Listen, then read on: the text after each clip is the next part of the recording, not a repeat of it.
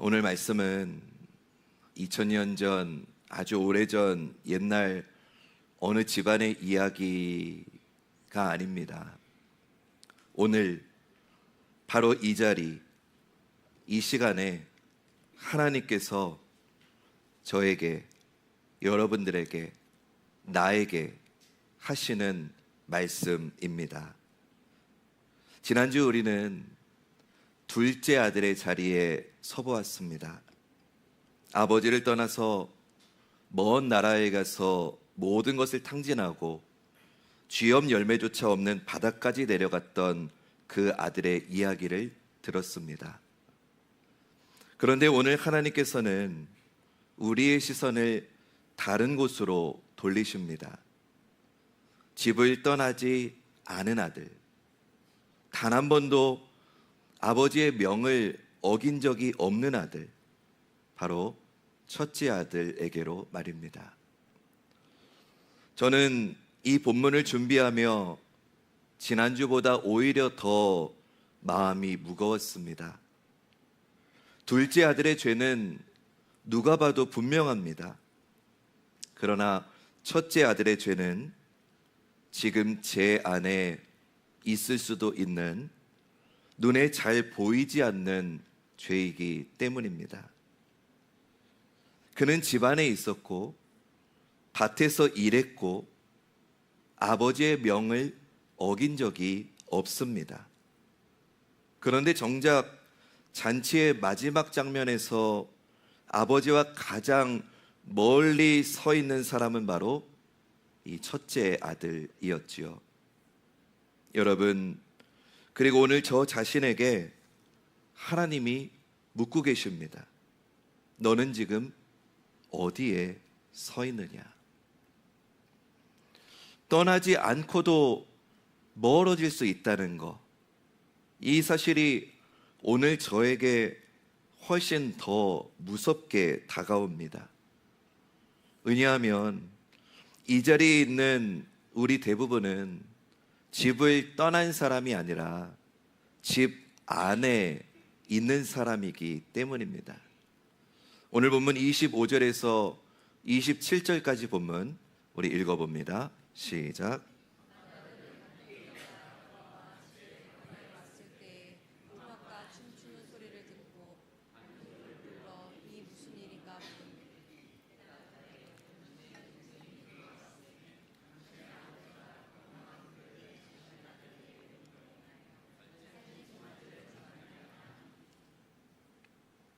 날이 더워서 그런가요? 목소리들이 다 절반이 되셨어요. 다음 성경 구절부터는 조금만 더 크게 우리 읽어보면 좋을 것 같아요. 형은 밭에서 성실히 일하고 돌아옵니다. 그는 둘째 아들처럼 방탕한 삶을 산 적이 단 한 번도 없지요. 늘 아버지 곁에 있었고 늘 순종했습니다. 그런데 지금 하나님께서 저에게 그리고 여러분에게 질문하십니다. 몸이 내 곁에 있었다는 것이 곧 너의 마음이 나와 함께 있었다는 뜻이냐? 라고 말입니다. 몸이 내 곁에 있었다는 게 너의 마음이 나와 함께 있었다는 뜻이냐라고 물으십니다. 저는 이 질문 앞에 자주 섭니다. 오랜 세월 교회를 떠나지 않고 예배를 빠지지 않고 맡겨진 일을 성실히 감당해온 저 자신을 돌아봅니다.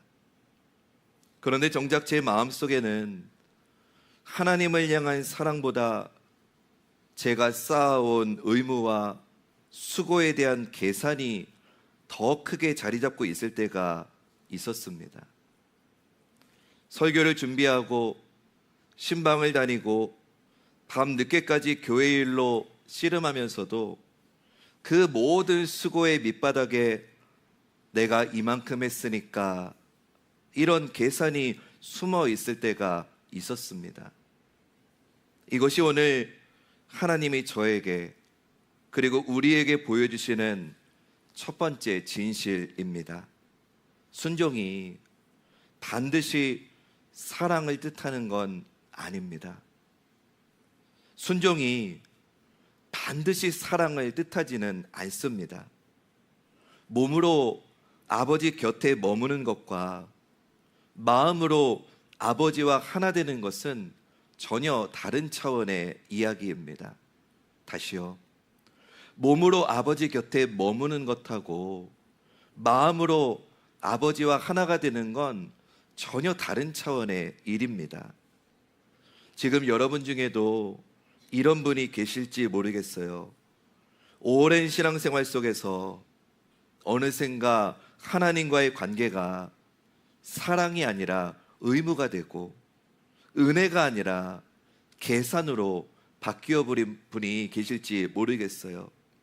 오늘 하나님은 바로 그런 마음을 향해 지금 이 시간 말씀하고 계시는 겁니다. 우리 28절 말씀 읽을 텐데 조금 더 큰 목소리로 우리 읽어봅니다. 시작. 그가 노하여 들어가고자 하지 아니하거늘 아버지가 나와서 권한대. 형은 잔치 소리를 듣고 분노합니다. 그리고 들어가기를 거부합니다. 형의 분노는 겉으로는 동생을 향해 있는 것 같지만 아니죠. 사실은 아버지를 향해 있는 겁니다. 그는 아버지가 나오기 전까지 안으로 들어가지를 않았지요. 이건 사실상 둘째 아들이 처음에 했던 똑같은 몸짓인 것 같아요. 아버지의 결정에 대한 항의이지요. 아버지의 방식에 대한 거부입니다. 여러분, 참으로 아이러니하지 않습니까? 집을 나간 아들과 집에 남은 아들이 결국 똑같은 지점에서 만나고 있는 겁니다. 둘 다 아버지의 사랑의 방식을 자기 기준으로 재단하려고 한 겁니다. 둘째는 내 몫을 지금 달라고 요구했던 거고, 첫째는 내 몫이 저 사람에게 가는 건 부당하다고 항의하고 있을 뿐이지요.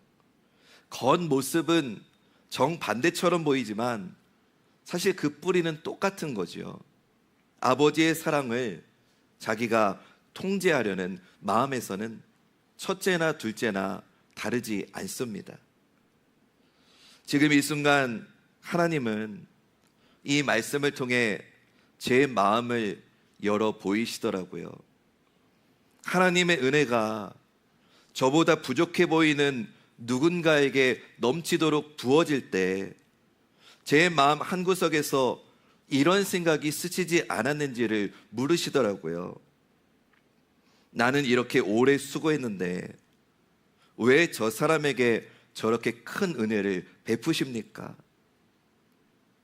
정작 고생한 건 나인데 왜 저 사람에게 저런 사랑을 베푸십니까? 은혜를 은혜로 받아들이지 못하고 그것을 계산의 저울 위에 올려놓는 마음, 그것이 형의 분노였고 지금 우리 안에 있을 수 있는 분노입니다. 오늘 본문 29절과 30절 말씀 읽어봅시다. 시작. 대답하여 이르되 내가 여러 해 아버지를 섬겨 명을 어김이 없거늘 내게는 염소 새끼라도 주어 나와 내 벗으로 즐기게 하신 일이 없더니 아버지의 살림을 창녀들과 함께 삼켜버린 이 아들이 돌아오매 이를 위하여 살찐 송아지를 잡으셨나이다. 이 말 속에서 형의 마음이 지금 어떤 감옥에 갇혀 있는지가 드러납니다. 29절에 보니까 내가 여러 해 아버지를 섬겨 명을 어김이 없거늘 이렇게 말합니다. 이 말이 얼마나 정확하고 또 얼마나 슬픈지 모르겠어요. 그는 자신의 순종을 아버지와의 사랑의 관계가 아니라 마땅히 대가를 받아야 될 노동으로 여기고 있는 겁니다. 더 가슴 아픈 건 그 다음 문장입니다. 30절에 아버지의 살림을 창녀들과 함께 삼켜버린 이 아들이 돌아오매, 여러분 이 구절을 조금 더 정확하게 번역하면 이렇습니다. 아버지의 살림을 창녀들과 함께 삼켜버린 당신의 이 아들이 돌아오매. 이게 더 정확한 번역입니다. 다시 한번 들어보세요. 아버지의 살림을 창녀들과 함께 삼켜버린 당신의 이 아들이 돌아오매. 형은 단 한 번도 둘째를 내 동생이라고 부르지를 않은 겁니다. 당신의 아들이라고 거리를 두고 있습니다. 오랜 세월 한 집에서 살았지만 형의 마음속에서 동생은 이미 오래전에 가족이 아니었던 겁니다. 여러분, 이것이 자기 의가 만드는 감옥입니다. 자기 의에 갇힌 사람은 두 가지를 동시에 잃어버립니다. 첫째, 아버지의 사랑을 은혜로 받지 못하고 대가로만 계산하기 때문에 정작 자신이 이미 누리고 있는 그 크신 사랑을 전혀 누리지 못하게 됩니다. 둘째, 다른 이의 회복을 기뻐하지 못하고 오히려 그것을 자기 자신에 대한 불공평으로 여기게 됩니다. 자기 의는 사람을 아버지 곁에 세워놓고도 아버지로부터 가장 멀리 떨어뜨려 놓는 너무나도 무서운 감옥이 자기 의입니다. 지금 하나님이 우리에게 이렇게 물으십니다. 너는 지금 내 앞에서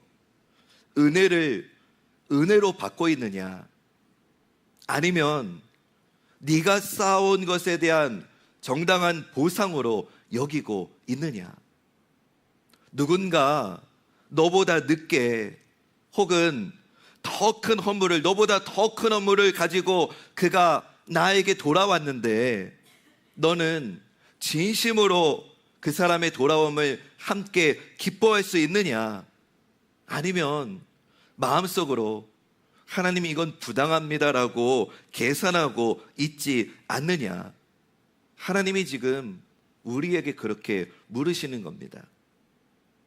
오늘 본문 31절과 32절은 아버지의 음성으로 마무리됩니다.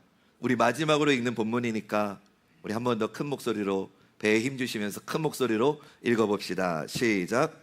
아버지가 이르되 예 너는 항상 나와 함께 있으니 내 것이 다 내 것이로되 이 내 동생은 죽었다가 살아났으며 내가 잃었다가 얻기로 우리가 즐거워하고 기뻐하는 것이 마땅하다 하니라.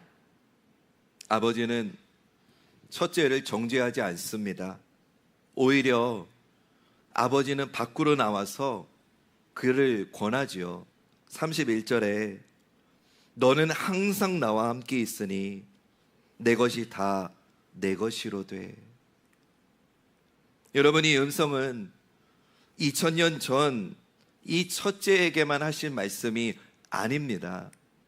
오늘 지금 이 시간 하나님이 저에게 그리고 여러분 각자에게 하나님이 걸어 나오셔서 하시는 말씀입니다.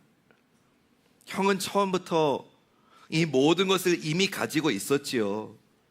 굳이 계산할 필요가 없었어요.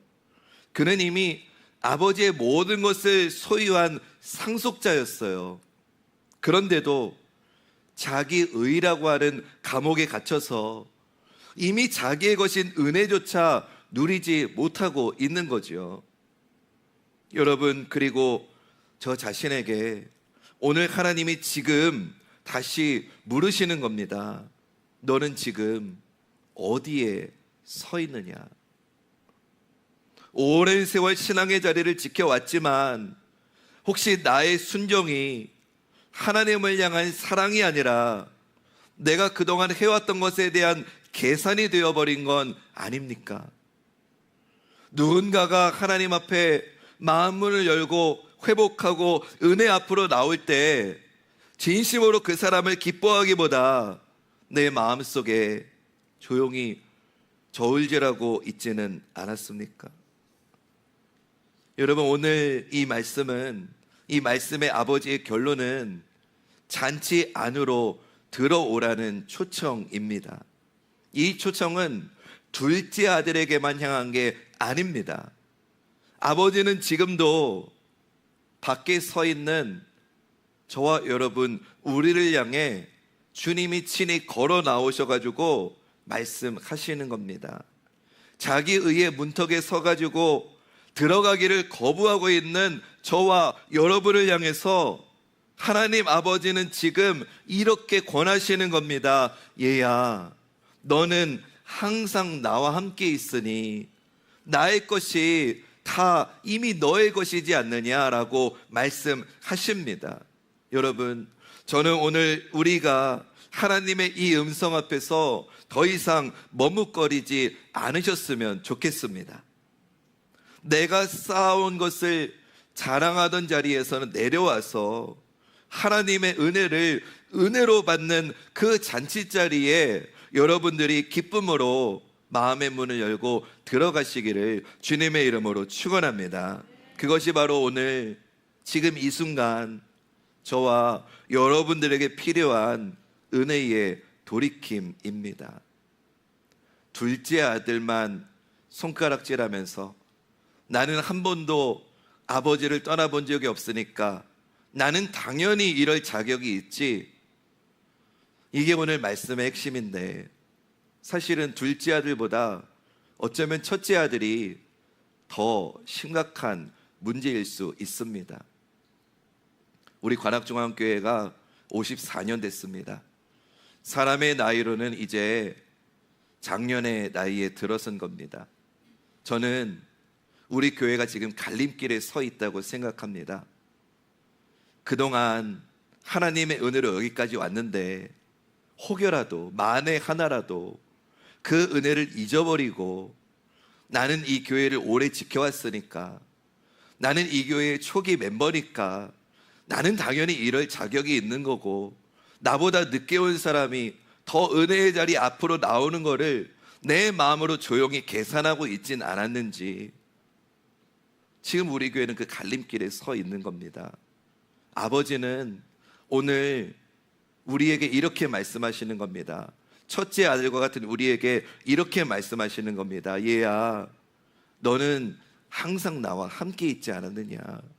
그러니 이미 나의 모든 것이 너의 것이지 않느냐라고 말씀하시는 겁니다.